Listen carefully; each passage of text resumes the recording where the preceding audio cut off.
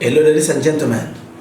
Good to be with you this beautiful Sunday morning on our Raising Destiny platform. It is I, your servant, John Elewaibe. This morning we shall be looking at a topic that cuts across every age, every stage, and every dispensation. The subject is the subject of life and destiny and how we can succeed in them. You realize that Bible says life is a gift, but the word destiny is the ultimate that God has designed you to be. God has a plan and a purpose for everyone. We call it purpose. It is the plan of God. We also have a term we refer as vision, which is the discovery of that plan. And I realize that when a man discovers God's plan and is at the center of God's plan, he will always cultivate and provoke God's help. The help of God is the maker of men. Jesus speaking to them, he said, follow me and I will make you. You see, there are many who are struggling in life. There are many who have given up on life. You see, those who are failing is not because they are lazy. There are many who have seen mind-blowing opportunities, but nothing has come out of them. There are principal requirements that commits God to help a man. The subject this morning is succeeding in life and destiny. As a pastor, I've come across people. As a pastor, I've helped people in counseling sessions. As a pastor, I've seen men and women with wonderful potentials, but I have amounted to nothing, and it bothers me. And several times I've asked the Lord, and God is helping us to see why we are where we are, and possibly what we need to apply so we can shift levels. Today I pray for someone listening to me. It's time to shift levels. You have labored enough. It's time for your labor to yield results.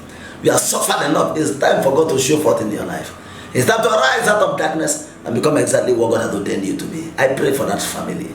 It is time. In Jesus' name.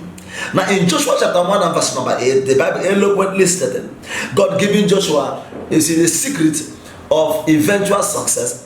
He said, this book of the law shall not depart out of thy mouth, but thou shalt meditate therein day and night, that thou mayest observe to do according to all that is written therein. For then shalt thou make thy way prosperous, and thou shalt have good success. You see, this scripture gave us an exposition of what success means and how success can be guaranteed. I define success as having things done as planned. Having things come out the way you want them, or the way God desires them. I define success as making positive progress in your choosing career, in your area, in your endeavor. Making positive progress. But the Lord telling Joshua, he said, this book of the law, referring to Joshua, the manual that contains the ingredients that guarantee success. The book of the law. This book, you see, many of us go to church, many of us are children of God, many of us were born inside church, but many have not come to discover the importance of the book of the Lord. The Bible is full of principles that when we adhere to them, success can be guaranteed. It is not the will of God that we struggle and suffer. No father will wish his children evil. And the Bible says, God himself, Jesus speaking, he said, if our earthly fathers will not give us stone when we ask for bread, how much more the heavenly Father? God is a good God. For every good and perfect gift come from above. From the Father of light, in whom there is no variable, and another that shall not turn him. The Bible made us to know that he had a good plan for us. Jeremiah 29 verse number 11, I know the thought I have for you. It is the thought of good and not of able to give you hope and a future. That is why I know that no matter how small you are now, there's always something good coming out of your life. For though your beginning may be small, your latter end shall greatly increase. But there are ingredients we need to glean. There are certain things we need to find out. How is this book of the law very important? He said, you will make your way prosperous. And in between, he said, this book of the law shall not depart out of your mouth. You will meditate in it day and night, that you may know what thou ought to do. So there is a book, there is a doing, there is a success. It is not enough to read the book, but you must know what the book tells you to do, and you must do them. Beloved, it's not enough. It's not enough. There is a doing part. James chapter number 1, number 25. He said, he that looketh into the perfect law of liberty and continue therein, be not a forgetful hearer, but to do what the word, that one shall be blessed in all it does. It is the doing that guarantees the rewards. Let's not deceive ourselves that we went to church and hands were laid on us. Yeah, there's a department of grace by reason of impartation from men. But there's a doing of man that makes it a reality. There's no amount of prayer that will open a door for you, except you use the key rightly and open the door.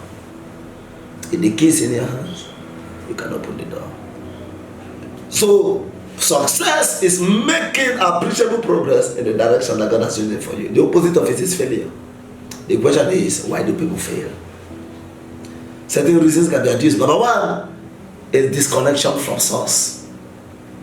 Disconnection from source. God is our source. God is our source. Jesus speaking eloquently, I am the way, the truth, and the life. No one coming to the Father said by me. God is our source. Psalm 121, verse number 1, David speaking, is I will look up to the hills from where comes my help. My help comes from no one else but the Lord that maketh the heaven and the earth. The maker of the heaven and the earth is God.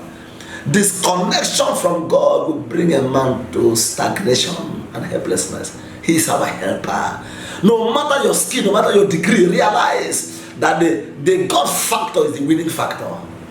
Disconnect to God. Realize, have it in your mind that every other thing will fail if God is not involved.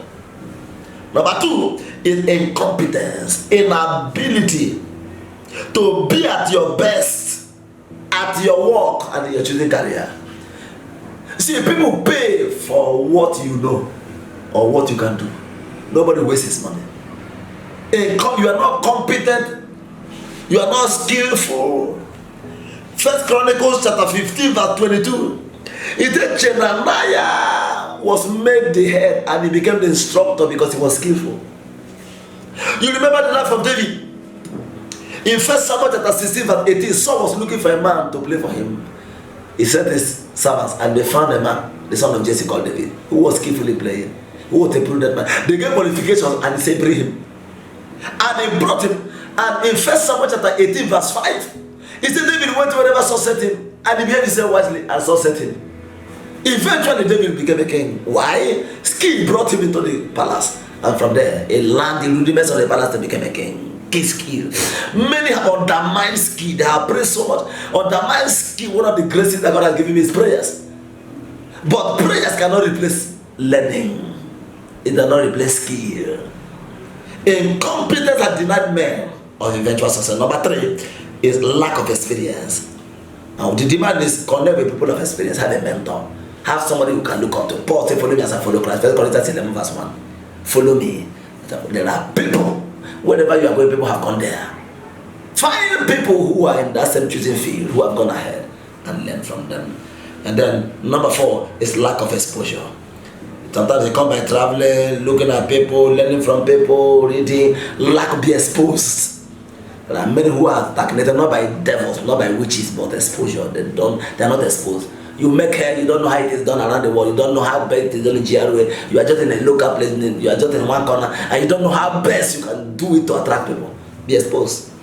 And finally, inability to hear the voice of God. Isaiah chapter 30 verse 19 to 20 say, and they shall be a voice saying, this is the way, walk in them. Hear the voice. That's why spirituality is guaranteed. You must be spiritual. The carnality is not what guarantees success. Don't do the success of men that does not last. For the blessings of Lord make it and no sorrow. Hear God, He can tell you the next step to take. Hear God, He can tell you the next thing to do. Hear God, He can tell you the next strategy. From there, success will come. I bless the person listening to me. You are not born again. I want you to repeat after me. Say, Lord Jesus, I come to you the way I am. I come to you today. I declare that you become my Lord. No more going back to the world. I have been in the world all this while, but I've come to you not to be my Lord and Savior. I accept you as my Lord and my personal Savior. Be in me and walk in me. Help me to save you. In the name of the Father, and of the Son, and of the Holy Spirit. I speak over you. Succeed.